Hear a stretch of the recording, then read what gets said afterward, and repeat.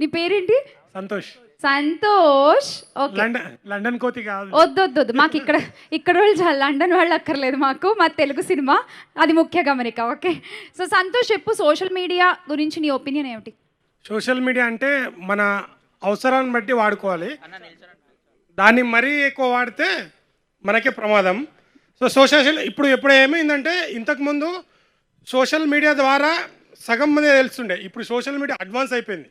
So కాబట్టి మనం social media ద్వారా మనకు ఫ్యూచర్లో మంచి జరగడానికి ఏం కావాలి, ఎంతవరకు యూజ్ చేయాలో అంతే యూజ్ చేసుకోవాలి.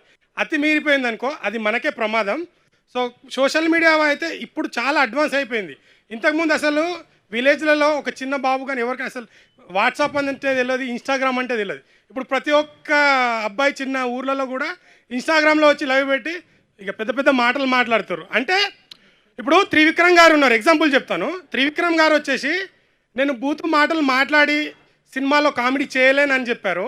అలాంటిది త్రివిక్రమ్ గారు అండ్ మహేష్ బాబు గారే కుర్చీని మడతేసి అని సాంగ్లో పెట్టారంటే మన సోషల్ మీడియా ద్వారా ఎంత బ్యాడ్కి కనెక్ట్ అవుతున్నాం, మంచికి కూడా కనెక్ట్ అవుతున్నాం. సో మంచిని ఎక్కువ ఆస్వాదించుకోవాలి, బ్యాడ్ని అనేది తగ్గించుకోవాలి. అప్పుడు మనకు నెక్స్ట్ జనరేషన్కి కానీ మనం వచ్చే వాళ్ళకు కూడా మంచి మెసేజ్ ఇవ్వాలి. అందుకనే సోషల్ మీడియా ద్వారా మంచిని ఎక్కువ గ్రహించుకోవాలి, చెడుని తగ్గించుకుంటే మంచిది. కానీ మనం ఇప్పుడే దానికి అలవాటు అయిపోతున్నాం, కొంచెం తగ్గించుకుంటే మంచిది. అవసరాన్ని మంచి మన ఉపయోగపడే దాన్ని తీసుకోవాలని నేను అనుకుంటున్నాను. నీకు కుర్చీ మడత పెట్టే రేపు.